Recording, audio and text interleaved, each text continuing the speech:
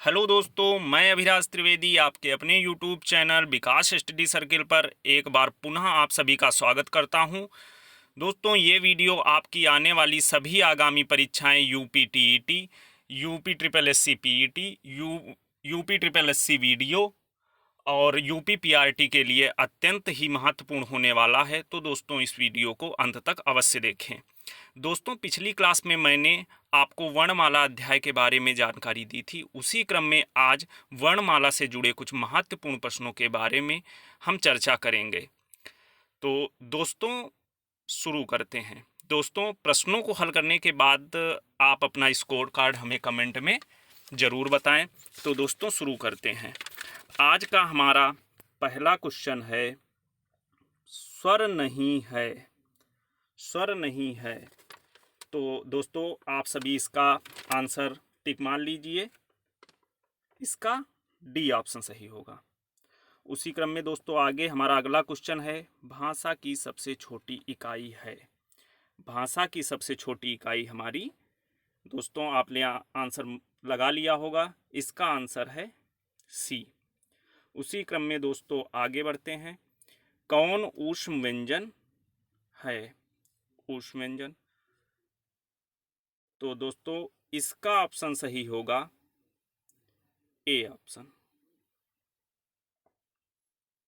दोस्तों इसी क्रम में हम अपने अगले क्वेश्चन की तरफ बढ़ते हैं। हमारा अगला क्वेश्चन है, निम्नलिखित में से कौन सघोष वर्ण है? निम्नलिखित में से कौन सघोष वर्ण है? तो दोस्तों आप लोग इसका आंसर बताइए, सघोष वर्ण कौन है? इसका दोस्तों सी ऑप्शन सही होगा। अब दोस्तों मैंने आपको कल की ही क्लास में बताया था सघोष वर्ण कौन होते हैं। सघोष वर्ण हमारे वो होते हैं जो वर्ग के तीसरे, चौथे और पांचवें वर्ण होते हैं, और अघोष वर्ण वो होते हैं जो हमारे वर्ग के पहले और दूसरे वर्ण होते हैं। सघोष वर्ण के अंतर्गत दोस्तों हमारे सारे अंतस्थ व्यंजन और हा भी आता है और सभी स्वर आते हैं। और अघोष वर्ण के अंतर्गत हमारे सभी तीनों सा आती हैं, सा सा सा। इसी क्रम में दोस्तों हम आगे बढ़ते हैं। हमारा अगला क्वेश्चन है, ए और ए वर्ण क्या कहलाते हैं? दोस्तों इसका आंसर होगा डी ऑप्शन, कंठ तालव। एदैतो कंठ तालु। ये एदैतो कंठ तालु आप लोगों को मैंने बताया था। एदैतो कंठ तालु से हमारा डी ऑप्शन सही हुआ। दोस्तों उसी क्रम में हम आगे बढ़ते हैं। हमारा अगला क्वेश्चन है, निम्नलिखित में किसे हिंदी की मानक वर्णमाला में स्थान नहीं दिया गया है? दोस्तों बहुत ही बढ़िया क्वेश्चन है। आप लोग इसका आंसर दे लें एक बार, फिर हम बताएं। दोस्तों इसका सी ऑप्शन सही होगा। इसी क्रम में दोस्तों हम आगे बढ़ते हैं। हमारा अगला क्वेश्चन है, निम्नलिखित में से एक वर्ण व्यंजन नहीं है। दोस्तों याद रखना, व्यंजन नहीं है, व्यंजन। तो इसका ऑप्शन होगा दोस्तों ए, ऊ। ये भी व्यंजन है, ये भी व्यंजन है, ना भी हमारा व्यंजन है। दोस्तों इसी क्रम में हम आगे बढ़ते हैं। हमारा अगला क्वेश्चन है, बहुत ही अच्छा दोस्तों क्वेश्चन है, शुद्ध व्यंजन है। आप सभी लोग इसका आंसर बताइए। शुद्ध व्यंजन है। तो दोस्तों इसका हमारा सी ऑप्शन सही होगा। हाँ हमारा शुद्ध व्यंजन है। इसी क्रम में दोस्तों हम आगे बढ़ते हैं। हमारा अगला क्वेश्चन है, हिंदी वर्णमाला में स्वरों की संख्या कितनी है? आप सभी को पता होगा हिंदी वर्णमाला में स्वरों की संख्या होती है हमारी 11। इसी क्रम में दोस्तों हम आगे बढ़ते हैं। हमारा अगला क्वेश्चन है, निम्नलिखित में कंठ ध्वनियाँ हैं। निम्नलिखित में से कंठ ध्वनियाँ हैं। कंठ ध्वनि हमारी कौन कौन सी हैं? का। इसका सूत्र क्या होता है? कंठ अकुह विसर्जनीया नाम कंठा। तो इसमें का वर्ग आता है पूरा, और हा आता है, और विसर्ग आते हैं। इसी अंतर्गत का वर्ग में का, खा, गा, गा ये वर्ण आते हैं। दोस्तों इसी क्रम में हमारा अगला क्वेश्चन है, शा शा शा हा कौन से व्यंजन कहलाते हैं? आशा करता हूं दोस्तों ये क्वेश्चन आपको पता होगा। थोड़ा रुकते हैं, आप लोग आंसर इसका बता लीजिए। इसमें हमारा सही होगा ऑप्शन नंबर डी, ऊष्म संघर्षी व्यंजन। ऊष्म संघर्षी व्यंजन सा शा शाह हमारे ऊष्म संघर्षी व्यंजन हैं। दोस्तों इसी क्रम में हम आगे बढ़ते हैं। हमारा अगला क्वेश्चन है, छा ध्वनि किस स्वर के अंतर्गत आती है? छा ध्वनि। तो दोस्तों इसका हमारा आंसर सही होगा सी। इसका हमारा आंसर सही होगा सी वाला। संयुक्त वर्ण कौन कौन से होते हैं दोस्तों? छ, त्र, ज्ञा और स्रा। ठीक है दोस्तों, तो छा का पूछा था तो हमारा संयुक्त वर्ण हो गया। इसी क्रम में दोस्तों हम आगे बढ़ते हैं। निम्नलिखित में से उच्चारण स्थान के आधार पर मूर्धन्य व्यंजन बताइए। दोस्तों बहुत ही बढ़िया क्वेश्चन है, आप लोग इसको एक बार सोच के आंसर दीजिए।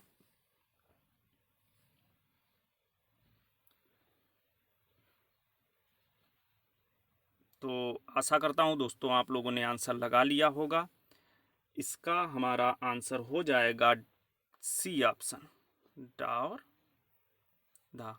मूर्धन्य व्यंजन हमारे टा, ठा, डा, डा वो वाला टावर के सारे मूर्धन्य व्यंजन होते हैं।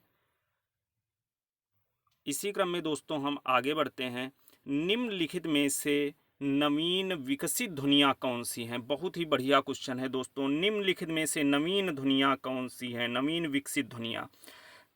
दोस्तों इसका आंसर बताइए जल्दी से जल्दी। इसका ए ऑप्शन सही होगा, खा और गा। तो दोस्तों इसी क्रम में हम आगे बढ़ते हैं। हमारा अगला क्वेश्चन है, निम्नलिखित में से अल्प प्राण वर्ण कौन से हैं? अल्प प्राण पूछा गया है दोस्तों, बताइए। इसका हमारा आंसर होगा बी ऑप्शन। अब दोस्तों अल्प प्राण हमारे कौन होते हैं? मैंने आपको कल ही बताया था, वर्ग का पहला, तीसरा और पांचवा ये हमारे अल्प प्राण होते हैं, और दूसरा और चौथा ये हमारे महाप्राण होते हैं। और दोस्तों अल्प प्राण के अंतर्गत हमारे सभी अंतस्थ व्यंजन आते हैं, और महाप्राण के अंतर्गत हमारे सभी ऊष्म व्यंजन आते हैं, और अल्प प्राण में दोस्तों हमारे सभी 11 स्वर आ जाते हैं। दोस्तों इसी क्रम में हम अपना आगे बढ़ते हैं अगले क्वेश्चन की तरफ। हमारा अगला क्वेश्चन है, निम्नलिखित में से योजक चिन्ह है। योजक चिन्ह दोस्तों ये हम लोगों ने कल की ही क्लास में पढ़ा है। योजक चिन्ह हमारा है बी ऑप्शन, ये वाला। दोस्तों इसी क्रम में हम लोग आगे बढ़ते हैं। अगला हमारा क्वेश्चन है, ज्ञा वर्ण किन वर्णों के संयोग से बनता है? दोस्तों बहुत पूछा जाता है, जितने भी संयुक्त व्यंजन हैं ये किन दो वर्णों से मिलकर बने होते हैं, ये लमसम सभी परीक्षाओं में पूछा जाता है। तो दोस्तों आप इसका आंसर बहुत ही ध्यानपूर्वक दीजिए, क्योंकि इसमें गलतियां होती हैं लोगों से। तो दोस्तों इसका हमारा सही होगा ऑप्शन नंबर बी। क्यों दोस्तों? जा के नीचे, मैंने पढ़ाते टाइम आपको बताया था, जा के नीचे हलंत और इया, ऐसे ही ये हमारा सही होगा। तो इसका दोस्तों बी ऑप्शन सही होगा। इसी क्रम में दोस्तों हम आगे बढ़ते हैं। हमारा अगला क्वेश्चन है, निम्नलिखित में से दंतोष्ट वर्ण है। तो दोस्तों इसका आंसर बताइए। मैंने पढ़ाते टाइम इस पर बहुत ही जोर दिया था। दंतोष्ट वर्ण, दंतोष्ट वर्ण हमारा एक ही वर्ण होता है। कौन वो है? डी ऑप्शन, वकारा दंतोष्टम। तो इसका दोस्तों डी ऑप्शन सही होगा। बहुत ही इंपॉर्टेंट क्वेश्चन है। तो दोस्तों हाँ दोस्तों हमारा अगला क्वेश्चन है, मध्य स्वर है, मध्य स्वर। तो दोस्तों इसका सही होगा हमारा बी ऑप्शन। दोस्तों इसके बारे में हम आपको थोड़ी सी जानकारी दे रहे हैं। मध्य स्वर हमारे अग्रस्वर दोस्तों कौन कौन से होते हैं? स्वर हमारे 11 होते हैं, उनमें अग्रस्वर हो गया हमारा छोटी, बड़ी, ए और ऋषि। ऋषि भी दोस्तों कहीं कहीं पे लिखा होता है, कहीं कहीं नहीं भी लिखा होता है, लेकिन ऋषि होता है। दोस्तों मध्य स्वर हमारा केवल आ, छोटा आ केवल मध्य स्वर होता है। पश्च स्वर के अंतर्गत दोस्तों बड़ा आ और ओ और औ, छोटो और बड़ो, ये 5 वर्ण आते हैं। तो दोस्तों आशा करता हूँ आप लोगों को समझ में आया होगा। इसी क्रम में दोस्तों हमारा अगला क्वेश्चन है, निम्नलिखित में से कौन विव्रत वर्ण है? तो दोस्तों इसका आप लोग आंसर जल्दी से लगाइए। निम्नलिखित में से कौन विव्रत वर्ण है? तो दोस्तों इसका ऑप्शन सही होगा डी ऑप्शन, बड़ा। बड़ा हमारा विव्रत वर्ण है। तो दोस्तों विव्रत के अंतर्गत हमारा बड़ा आ आता है और संवृत के अंतर्गत हमारा छोटी, बड़ी, छोटो, बड़ो, ये 4 वर्ण आते हैं। अर्ध विव्रत के अंतर्गत दोस्तों ए, औ और छोटा आता है। ध्यान रखना दोस्तों, अर्ध विव्रत के अंतर्गत छोटा आता है और ए और औ ये 3 वर्ण आते हैं। अर्ध संवृत के अंतर्गत दोस्तों ए और ओ ये 2 वर्ण आते हैं। तो दोस्तों ये आप अच्छे से याद करना रखना। उसी क्रम में दोस्तों हम आगे बढ़ते हैं। हमारा अगला क्वेश्चन है, हंस पद को प्रदर्शित करते हैं। हंस दोस्तों हमने ये पिछली ही क्लास में पढ़ा है। हंस पद को प्रदर्शित करते हैं, इसका ऑप्शन सही होगा सी ऑप्शन, इस तरीके से। दोस्तों इसी क्रम में हमारा अगला क्वेश्चन है, ला किस प्रकार की ध्वनि है। दोस्तों वेरी वेरी इंपॉर्टेंट क्वेश्चन, बहुत ही बढ़िया क्वेश्चन है दोस्तों। ला किस प्रकार की ध्वनि है। दोस्तों आप सभी इसका आंसर बताइए। इसमें आंसर सही होगा दोस्तों ऑप्शन नंबर ए, पार्श्विक ध्वनि। अब दोस्तों मैं आपको थोड़ी सी और जानकारी दूंगा। ये जो प्रकंपित लिखा है, प्रकंपित होती है मेरी रा, और पर इसको रा को प्रकंपित भी कहते हैं और लुंठित भी कहते हैं, लुंठित। ठीक है दोस्तों, तो आगे बढ़ते हैं। हमारा अगला क्वेश्चन है, महाप्राण वर्ण है। महाप्राण वर्ण है। तो दोस्तों हमारा महाप्राण कौन होता है, वर्ग का दूसरा और चौथा वर्ण, वर्ग का दूसरा और चौथा वर्ण। तो इसका दोस्तों आंसर सही होगा हमारा, आप लोग जल्दी से बताइए इसका क्या आंसर होगा। इसका आंसर होगा हमारा ए, था, ता था, देखिए दूसरा वर्ण आता है। दोस्तों इसी क्रम में हमारा अगला क्वेश्चन है, कौन सी ध्वनि अल्प प्राण है। दोस्तों अल्प प्राण के अंतर्गत हमारे वर्ण के पहले, तीसरे और 5वें वर्ण आते हैं। तो दोस्तों इसमें हमारा आंसर सही होगा पहला, तीसरा और 5वां वर्ण। तो देख लेते हैं दोस्तों, अल्प प्राण की ये दूसरा वर्ण हो गया, ता था ये भी दूसरा हो गया, था ये भी दूसरा हो गया, और ये ता ये पहला हो गया। तो यही वाला सही होगा। दोस्तों हमारा अगला क्वेश्चन है, कौन सा स्वर संवृत है। दोस्तों बहुत ही बढ़िया क्वेश्चन है, इसको आप आंसर बताइए, इसका कौन सा स्वर संवृत है। तो दोस्तों संवृत के अंतर्गत हमारे छोटी, बड़ी, छोटो, बड़ो ये 4 वर्ण आते हैं, मैंने अभी बताया। तो इसमें दोस्तों सी ऑप्शन सही होगा। इसी क्रम में दोस्तों हमारा अगला क्वेश्चन है, या रा लावा किस वर्ग के व्यंजन हैं। या रा लावा बहुत ही इंपॉर्टेंट और बहुत ही सरल क्वेश्चन दोस्तों। या रा लावा इसका ऑप्शन हमारा सही होगा सी ऑप्शन, अंतस्थ व्यंजन। या रा लावा हमारे अंतस्थ होते हैं, और शा शा शाहा ये हमारे ऊष्म व्यंजन होते हैं, और छत्र, ज्ञा और श्रा ये हमारे संयुक्त व्यंजन होते हैं। तो दोस्तों इसी क्रम में हमारा अगला क्वेश्चन है, निम्नलिखित में से अघोष वर्ण कौन सा है। निम्नलिखित में से अघोष वर्ण कौन सा है। तो दोस्तों अघोष वर्ण हमारा वर्ग का पहला और दूसरा वर्ण होता है। तो दोस्तों इसमें देख लेते हैं, बा तो पहला दूसरा है नहीं, जा भी पहला दूसरा नहीं, हा भी पहला दूसरा नहीं है, हमारा ये सा ये पहला और दूसरा वर्ण होता है। और दोस्तों अघोष वर्ण के अंतर्गत हमारी तीनों सा आती हैं, तो ये सा वहीं से आया है, सा। और दोस्तों सघोष के अंतर्गत हमारा या, रा, लावा सारे अंतस्थ व्यंजन, और ऊष्म व्यंजन की हा ये हमारी सघोष वर्ण के अंतर्गत आती है। और अघोष के अंतर्गत हमारी तीनों सा वर्ग का पहला और दूसरा वर्ण आता है।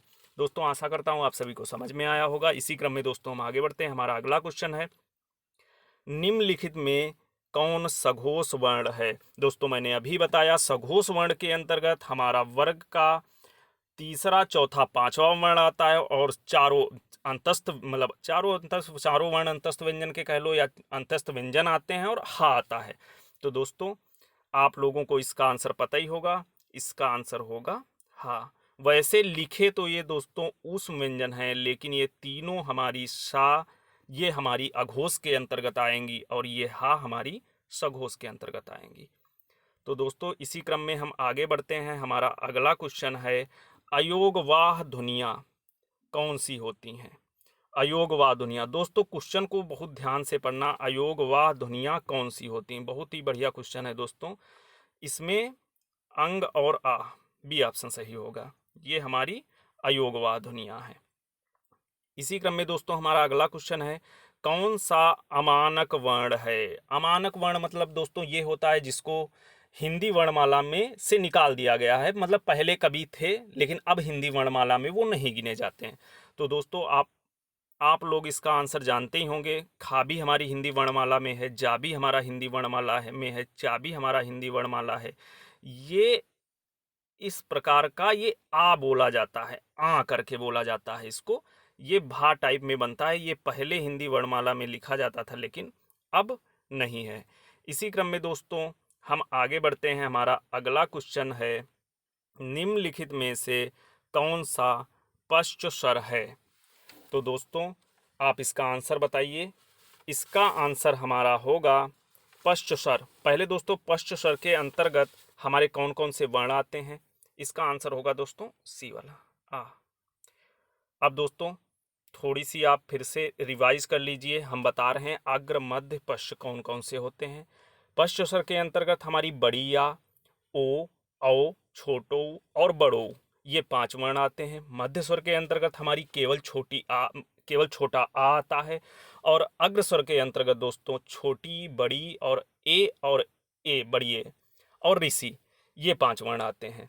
दोस्तों इसी क्रम में हम आगे बढ़ते हैं। हमारा अगला क्वेश्चन है, ओ का उच्चारण स्थान। दोस्तों ओ का उच्चारण स्थान, ओ का उच्चारण स्थान दोस्तों होगा डी, उदतो कंठोष्ठम। ये सूत्र से हमारा डी, कंठ और ओष्ठ। इसी क्रम में दोस्तों हम आगे बढ़ते हैं। हमारा अगला क्वेश्चन है, का, जा, का, गा, जा और फा, ये ध्वनियाँ कैसी हैं? दोस्तों ध्यान रखना, का, गा, जा, फा नहीं है, ये नुक्ता लगा है इसके नीचे ऐसे। ये कौन है, किसकी हैं? संस्कृत की, अरबी की, उर्दू की या अरबी फारसी की? दोस्तों ये ध्वनियाँ हमारी अरबी फारसी दोनों की हैं। तो इसका हमारा डी ऑप्शन सही होगा। दोस्तों हमारा अगला क्वेश्चन है, निम्न में से अर्धस्वर क्या अर्धस्वर कहलाता है? अर्धस्वर हमारा कौन है? दोस्तों यहाँ पे हमारा अर्धस्वर होगा ऑप्शन नंबर ए, या हमारा अर्धस्वर होता है। वैसे तो दोस्तों अंतस्थ व्यंजन ही हमारे अर्धस्वर होते हैं, या, रा, ला, वा, लेकिन या और वा मूल रूप से हमारे अर्धस्वर कहे जाते हैं। तो दोस्तों यहाँ वा तो है नहीं, तो या हमारा ये अर्धस्वर हो गया। दोस्तों इसी क्रम में हमारा अगला क्वेश्चन है, उच्छिप्त व्यंजन क्या है? उच्छिप्त व्यंजन दोस्तों मैंने आपको बताए थे, आशा करता हूँ ये क्वेश्चन सबको पता होगा। बहुत ही इजी क्वेश्चन है और बहुत ही महत्वपूर्ण क्वेश्चन है। इसका आंसर होगा हमारा बी ऑप्शन। इसका होगा हमारा बी ऑप्शन, डा और डा, ये वाला। दोस्तों हमारा अगला क्वेश्चन है जो बहुत ही आसान है। हिंदी वर्णमाला में वर्ण हैं। हिंदी वर्णमाला में तो सबको पता होगा, हिंदी वर्णमाला में 52 वर्ण हैं। तो दोस्तों हमारा अगला क्वेश्चन है, निम्नलिखित में संयुक्त व्यंजन नहीं है। दोस्तों याद रखना, संयुक्त व्यंजन नहीं है। तो दोस्तों हमारा इसका सही होगा ऑप्शन नंबर बी, छा भी हमारा संयुक्त व्यंजन है, त्रा भी हमारा संयुक्त व्यंजन है, ज्ञा भी। तो दोस्तों इसका ऑप्शन नंबर हमारा सही होगा सी। नहीं है पूछा है तो सा हमारी नहीं है, ये उष्म व्यंजन है। दोस्तों इसी क्रम में हमारा अगला क्वेश्चन है, अंग ध्वनि है। दोस्तों बहुत ही बढ़िया क्वेश्चन है। अंग ध्वनि है, ये किस प्रकार की ध्वनि है? दोस्तों इसका आंसर आप सभी लोग दो, फिर हम बताएं। दोस्तों इसका सही होगा ऑप्शन नंबर ए, अनुसार। बहुत सारे बच्चों ने सही आंसर दिया होगा लेकिन बहुत सारे ने अयोगवाह भी बताया होगा। दोस्तों मैं आपको बताऊं, अंग और आ, अंग और आ, ये दोनों हमारे अयोगवाह होते हैं, लेकिन अंग वर्ण यहाँ पे हमारा अनुस्वार को प्रदर्शित करता है और आह वर्ण हमारा विसर्ग को प्रदर्शित करता है। तो ऑप्शन तो हमारे एक तरीके से दोनों सही हुए, अयोगवाह और अनुस्वार, लेकिन ज़्यादा सही ऑप्शन यहाँ पे हमारा अनुस्वार होगा, क्योंकि यहाँ पे अयोगवाह न पूछ के हमसे केवल अंग ध्वनि पूछिए तो अंग ध्वनि हमारी अनुस्वार होगी, और अगर आह ध्वनि पूछते तो हमारी विसर्ग होती। लेकिन दोस्तों अगर यहाँ पे हमारा ऑप्शन दिया होता, ये स्वर काट के यहाँ पे ऑप्शन दिया होता ए और बी दोनों, तो वहाँ पे हम दोनों लगाते, डी ऑप्शन लगाते। दोस्तों आशा करता हूँ आप लोगों को समझ में आया होगा। इसी क्रम में दोस्तों हमारा अगला क्वेश्चन है, निम्नलिखित में से आगत स्वर है, निम्नलिखित में से आगत स्वर है। दोस्तों इसका हमारा आंसर सही होगा ऑप्शन नंबर सी। मैंने आपको बताया था आगत स्वर केवल एक ही है, ये हॉस्पिटल वाला, जैसे हॉस्पिटल लिखा जाता है ये ऐसे ही करके मैंने बताया था। तो आगत स्वर दोस्तों हमारा ये ऑप्शन नंबर सी हो गया। दोस्तों इसी क्रम में हमारा अगला क्वेश्चन है, मूल स्वर कौन से हैं। तो दोस्तों इसमें पहला ऑप्शन हमारा ए ओ औ, दूसरा छोटा छोटी छोटू ऋषि, तीसरा ये, चौथा यार अलावा। तो दोस्तों मूल स्वर पूछा है। दोस्तों ध्यान देना, इसका सही होगा ऑप्शन नंबर बी, छोटा छोटी छोटो ऋषि। मूल स्वर को ही हर्ष स्वर कहते हैं दोस्तों। तो मूल स्वर हमारा या हर्ष स्वर कह लें, इसका ऑप्शन नंबर बी सही होगा। दोस्तों अब हम अपने अगले क्वेश्चन की तरफ बढ़ते हैं। हमारा अगला क्वेश्चन है, स्पर्श संघर्षी व्यंजन कौन से हैं। दोस्तों बहुत ही बढ़िया क्वेश्चन है, स्पर्श संघर्षी व्यंजन कौन से हैं। दोस्तों थोड़ा सा मैं आपको टाइम देता हूं, इसको सोचिए अच्छे से। स्पर्श संघर्षी व्यंजन, तो दोस्तों इसका ऑप्शन सही होगा ऑप्शन नंबर सी, चा छा और जा और झा। ये हमारे चार वर्ण स्पर्श संघर्षी व्यंजन कहे जाते हैं।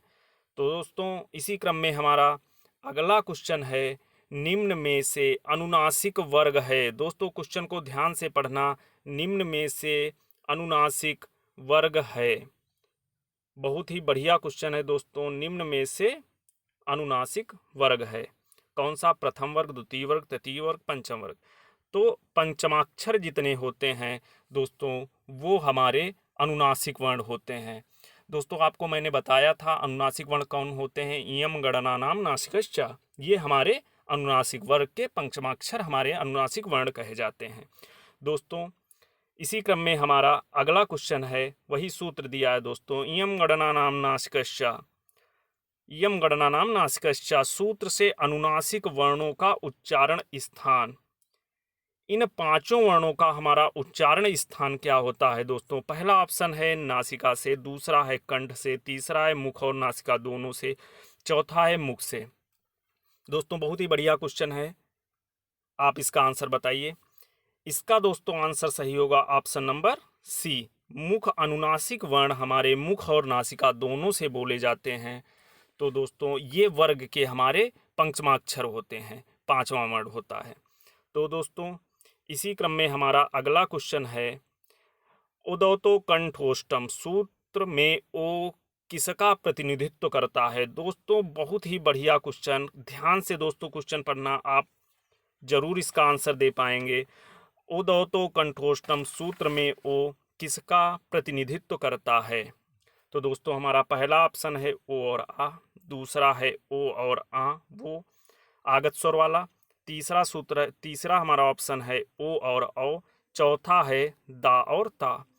तो उदौतो कंठोष्टम के अंतर्गत दोस्तों हमारा सी ऑप्शन सही होगा, ओ और ओ ये दो वर्ण आते हैं।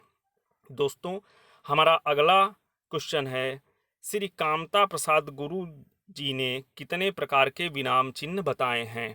दोस्तों ये मैंने आपको कल की ही क्लास में पढ़ाया है, श्री कामता प्रसाद गुरु जी ने 20 प्रकार के विराम चिन्ह बताए हैं।